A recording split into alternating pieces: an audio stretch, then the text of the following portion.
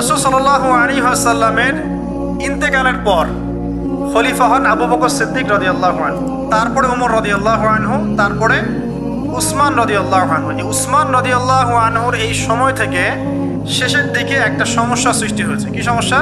উসমান রাদিয়াল্লাহু আনহুকে কিছু বিদ্রোহীরা হত্যা করেছিল। একটু বোঝার চেষ্টা করেন, ইতিহাস পড়তে কিন্তু অনেক সময় লাগে, আমি খুব অল্প সময় আপনাকে শেখাচ্ছি। উসমান রাদিয়াল্লাহু আনহুকে হত্যা করেছিল কিছু বিদ্রোহী, ঠিক আছে? যিনি নবী সাল্লাল্লাহু আলাইহি ওয়াসাল্লামের জামাই, দুইজন মেয়েকে বিয়ে করেছেন, যিন্নুরাইন, তাকে হত্যা করেছে কিছু বিদ্রোহী। এরপরে খেলাফতের দায়িত্বে আসেন আলী রাদিয়াল্লাহু আনহু। কে আসেন? আলী রাদিয়াল্লাহু আনহু। আলী রাদিয়াল্লাহু আনহু দায়িত্ব নেন এই মক্কা মদিনা এই জায়গাটুকুর উপরে। তার হাতে সাহাবায়ে কেরাম বায়াত করেন। কিন্তু ওই দিক বলতে বোঝাচ্ছে সিরিয়া, শামের দিকে, সেদিকের গভর্নর ছিলেন মুয়াবিয়া রাদিয়াল্লাহু আনহু। কি নাম? মুয়াবিয়া রাদিয়াল্লাহু আনহু। তিনিও কিন্তু একজন বড় মাপের সাহাবী, ঠিক আছে? তো মুয়াবিয়া রাদিয়াল্লাহু আনহু সেখানে নিজে সেখানকার খেলাফতের দাবি করেন। আলী রাদিয়াল্লাহু আনহুর হাতে বায়াত তিনি করেননি। আলী রাদিয়াল্লাহু আনহুকে বারবার একটা বিষয়ের চাপ দেওয়া হচ্ছিল যে উসমান রাদিয়াল্লাহু আনহুর শাহাদাতের আগে বিচার করতে হবে, হত্যাকারীর বিচার করতে হবে।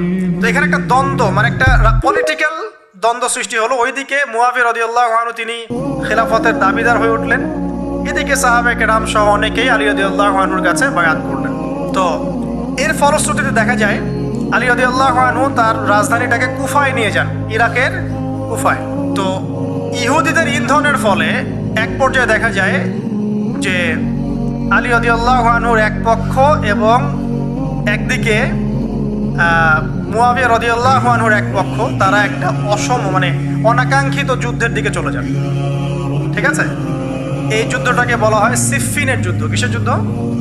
সিফফিনের যুদ্ধ। এটা সংঘটিত হয়েছে 37 হিজরিতে। কত হিজরি? 37। এর আগের বছর আবার উটের যুদ্ধ হয়েছে, জঙ্গে জামাল। তারপরের বছর এই সিফফিনের যুদ্ধ। সিফফিনের যুদ্ধে আলী রাদিয়াল্লাহু আনহু বিজয় লাভ করেই ফেলেছিলেন। এই সময় মুয়াবিয়া রাদিয়াল্লাহু আনহুর দলের মধ্যে আমর ইবনে আস রাদিয়াল্লাহু আনহু তিনি বলছেন যে কোরআন ফয়সালা করবে। কোরআন ফয়সালা করবে, এটাকে কেন্দ্র করে একটা তৃতীয় পক্ষ নির্ধারণ করা হয়, যেটাকে আমরা সালেস বলি। যে মুয়াবিয়া রাদিয়াল্লাহু আনহুর পক্ষে একজন, তার নাম আমর ইবনে আস রাদিয়াল্লাহু আনহু, এবং আলী রাদিয়াল্লাহু আনহুর পক্ষে একজন, তার নাম হচ্ছে আবু মুসা আশআরী রাদিয়াল্লাহু আনহু। তারা গিয়ে একটা তৃতীয় পক্ষ করে মীমাংসা করতে চাচ্ছেন যে আমরা কেউ যুদ্ধ চাই না, আমরা ভাই ভাই, আমরা সবাই মুসলিম উম্মার ঐক্যের খাতিরে এখানে একটা সলিউশনে আসবো। তো সলিউশনে একটা আশা হচ্ছিল যে ঠিক আছে, উভয়েই পদত্যাগ করবে, নতুন খলিফা নেওয়া হবে, ঠিক আছে? তো এরকম একটা কথা চলছিল। কিন্তু মুয়াবিয়া রাদিয়াল্লাহু আনহু তিনি তার যে দাবি, এটা ছাড়তে চাচ্ছেন না। এইদিকে আলী রাদিয়াল্লাহু আনহু দলের মধ্যে কিছু মানুষ, প্রায় 12,000, তারা এই দল থেকে বের হয়ে গেল যে আমরা আলীকেও মানি না রাদিয়াল্লাহু আনহু, মুয়াবিয়াকেও মানি না রাদিয়াল্লাহু আনহু, এই আমর ইবনে আসকেও মানি না রাদিয়াল্লাহু আনহু, এবং এই আবু মুসা আশআরী তাকেও মানি না, আমরা কাউকেই মানি না। এবং এদেরকে বলা হয় খারেজি। কি বলা হয়? খারেজি। তারা এইখান থেকে দল থেকে বের হয়ে গেলেন। শুধু তাই না, তারা ফতোয়াও দিল যে আলী এবং মুয়াবিয়া, আমর ইবনে আস, আবু মুসা আশআরী সবাই কাফের। নাউজুবিল্লাহ। কারণ কি? কারণ হচ্ছে তারা আল্লাহর কিতাব, আল্লাহর বিধান দ্বারা বিচার ফয়সালা করছে না, মানুষের মত তারা গ্রহণ করছে। ওদের উদ্ভট যুক্তি আর কি। তারা আল্লাহর কিতাব দিয়ে ফয়সালা করছে না, বরং মানুষের রায় গ্রহণ করছে। এটা একটা খোরা যুক্তি ছিল। আলী রাদিয়াল্লাহু আনহু এদেরকে দমন করলেন। নহরওয়ান নামক জায়গায় তাদের সাথে যুদ্ধ হলো, এবং এই যুদ্ধে আলী রাদিয়াল্লাহু আনহু জয়লাভ করলেন। সিফফিনের যুদ্ধটা হয়ে গেল। এখন দেখেন দুইটা পক্ষ পাচ্ছেন আপনি এখানে, আলী রাদিয়াল্লাহু আনহু একটা পক্ষ, একটা কার? মুয়াবিয়া রাদিয়াল্লাহু আনহুর পক্ষ। এখন এই যে খারেজিরা বের হয়ে গেল, এখন তো দেখা যায় যে কিছু কিছু শব্দ বললে মানুষ খারেজি ট্যাগ দিয়ে দেয় না? এখন এই খারেজি আকীদার সাথে কিন্তু আসলে পলিটিক্যাল সমালোচনার কোনো সম্পর্ক নেই।